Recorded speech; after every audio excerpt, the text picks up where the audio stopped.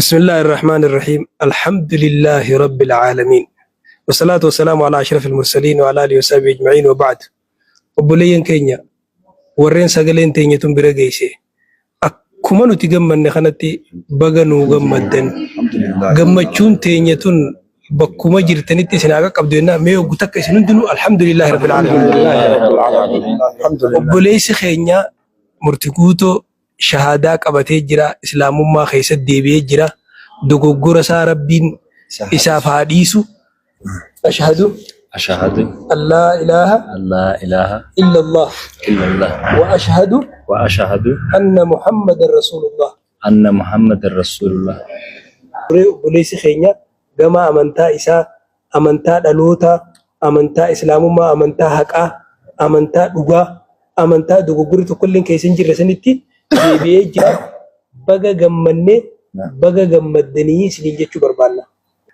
Gammachuu guddaan nu dhagahama baga gammanne baga gammaddan buleessi keenya akkuma ustaasin jedhan alhamdulillah kulli bani aadan khataa wa khayru khattaa'ina at-tawwaabuuna dogoggore at-tawbatu tajubbu maa qablaha jenna gammanne innillee baga gammade isinillee baga gammaddanii alhamdulillah gara hundee asli fitratallahi allati fatara an-naasa alayha isitti deebi'ee jira.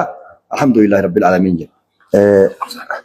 غلطوما الفادا اسم كل نو غنا مروان كان قبسويتيني ملكي كان رغون تو كفا ور ميدياتي ون نو دام اسنو يسوس انجدين مالي غرين كيسن كشهاده قبسيسن متمان كيسن والله العظيم اي بي تسن تغارا جيت تملكا جيت awwaaltanii lafa jalatti tanamaa qotaa ooltan alhamdulillah baga ammoo islaamummaa rabbi isinirratti hin buusini nuti yoona achillee warri murtii guutoon gara keenya deebi'ee jettanii ganamaa galgala hadraa gootan intahatil qadiyyaan teessan yoona achi qabalee biraa soqadhaa malee nuti nama keenya nama islaama ka gara keessan itti fiddan irribatti hin qabnu.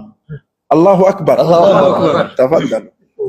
Alhamdulillah baga rabbiin daandii jalqabatti rabbiin nagaan si deebise alhamdulillah baga gammaddee baga gammanne maaliifi wanti tokko tokko namatti mul'ata namatti fakkeeffamaa indo gongora namni erga dogongore duruma qalbiin keessaan baane miira namaattu ilaalcha namaattu yaada namaattu adeemsa namaattu kararraa namakse malee ani keessaan baane jedheeyyuu ammaa bakka kiyya jalqabaatti shaadaa jedhee deebi'ee jedhee alhamdulillah baga rabbiin si deebise alhamdulillah rabbiif galanni haa ga'u. Amma kana wajjin wal qabatee dhaamsi gabaabaan warra miidiyaatiif dhaamuu barbaannu.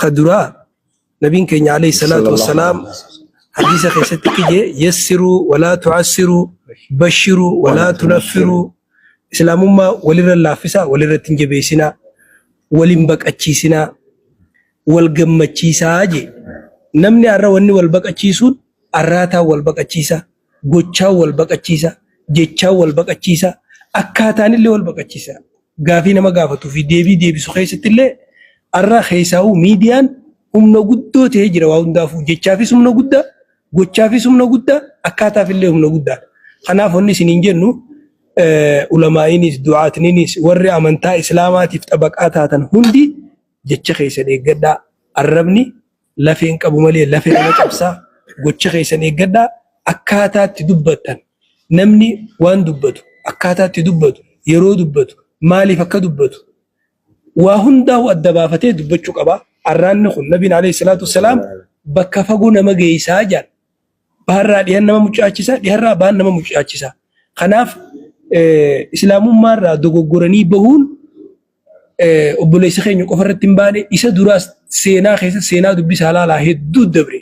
Fakkeenyaaf Abdullah bin Abi Sarhi namni jaaniin gaafa makkarraa madiina godaanan cinquma madiinaa keessa jirtu rakkoolee takka takkarraa amantaa gallakkisee makka deebi'ee gaafa nabiin rabbi alayhi salaatu wassalaam makka cabsee fatii ogguu dhaqu Usmaan ibn Affaan manguddummaa harma wajjinuu gadi obboleeyyanii manguddummaa harka qabatee fidee islaamummaa deebi'ee islaamummaan isaa tolee boodarra gaafa Usmaan khaliifaa rasuulaa ta'ee biyya bulchu Masri amiira Masrii ture Abdullah ibn Abi Sarhi sun jechuudha. Murtii guutuuf illee san kajeellaa lammaffaa seenaa takka takka isinii kaafnaa Ash'as ibn Qays jaanii namni tokko akka seenaa keessa jirutti gaafa nabiin alayhi salaatu wassalaam du'u du'a nabii irratti namni hedduun islaamummaa irraa deebi'e. Inninis hireen sun dogoggorri sun isa mudatee waan isa wal fakkaatee wajjin wal qabatee islaamummaa gadhiise. Nabiin akkamitti du'a jee nama hedduu islaamummaa gadhiise. Nabiin akkamitti du'a? Yaani nabi bar rabbii miti ergamaan rabbiiti ilma namaati gaafa inni du'u jechuudha. Booda lola Khaalid ibn al-Walid keessatti islaamummaa deebi'ee islaamummaan isaa toltee fathii qabsaawaa islaamaa ta'ee fathiilee islaamaa hedduu keessatti hirmaati. Kanaafuu wanni isiniin jennu arrabu obboleessi keenya murtii guutoo islaamummaan arra inni itti deebi'etu waan amma dura dalage hunda rabbiin sababa kanaan dhiiseef.